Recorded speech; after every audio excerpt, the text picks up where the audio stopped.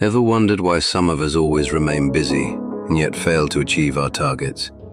Is it because of our priorities, or is it because of our attitude towards the targets? Be it any reason, what matters is that we sometimes just fall short of our deadlines. Starting is easy, finishing is hard. The great quote by Jason Calacanis states the overlooked truth of the ages. Overpromising and underperforming are the verbs that have touched human race much before the HIV did, and while you can still survive after an HIV, you just can't survive in the world of business with these two illnesses. While some are on the underside of the curve, some suffer with OCD, which too lead to unfinished projects. Achieving the state of normalization on the curve is the only solution to this grievance of ours. There is this interval of preciseness, which will always lead you to accomplished results. Anything beyond the interval will prove fatal for your goals and targets. Staying within the interval during the span of the project is what is known as the art of finishing things. This art of ages, never documented, never studied, and never highlighted, but always reflected in the lifestyles of the great leaders, is something we'll discuss here by reminiscing and understanding the quotes on productivity by one of the most productive leaders of the century, that is, Steve Jobs. Deciding what not to do is as important as deciding what to do. Mr. Jobs always focused on what actually mattered, prioritizing things and finally eliminating the junk. One can easily deduct this habit of his by observing the smaller product line in Apple and the greater focus on quality and innovation in the company. Taking insights from the above, we can identify that prioritizing tasks within a project can help achieve the target within the timeline. All we need to do is order the tasks according to two criteria: effort and impact. For effort, 1 is easy and 10 is hard. For impact, 1 is minimal impact, 10 is a high leverage activity. Dividing the impact by the amount of effort will get us a priority ranking. Now all we need to do is rinse and repeat until we achieve our target. Simple can be harder than complex.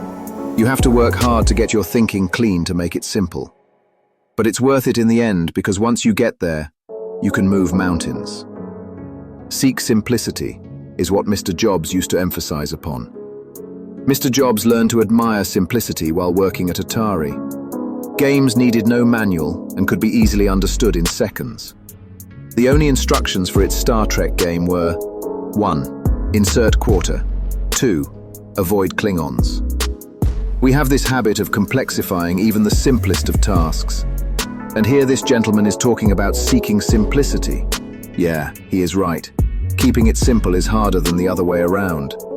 Basically, when we think that our problem is complex, we believe that it needs a complex solution too. However, we all have encountered that one complex problem whose solution was so simple that we did not even consider it as being one. Therefore, it is rightly said, starting with the simplest of solutions, even for the most complex tasks in your project, might get your project completed within the timeline. These were the words of Steve Jobs, greatest entrepreneur of all times, and here are some by me. Perfection and procrastination, the two P's, are the two ends of the curve. The curve here I'm talking about is called by me as the output curve. The two ends of the curve produce no output. There has to be a right balance between the amount of perfection you strive for and the amount of procrastination you do. If you are low on procrastination, it might not prove fruitful to your project, as low procrastination leads to low creativity, therefore not achieving output perfection. And if you are high on procrastination, that too might not prove fruitful to your project, as you'll never be able to complete it, therefore not achieving output perfection anyway.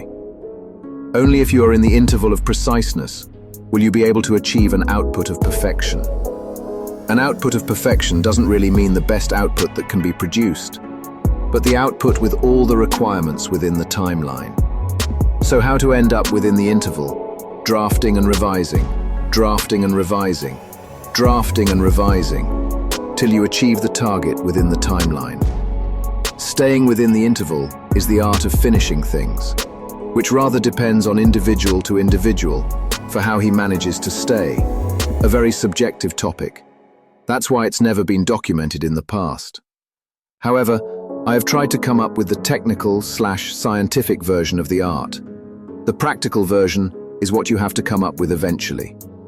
Good luck. Follow The Bear Motivation on Spotify and YouTube for more such videos.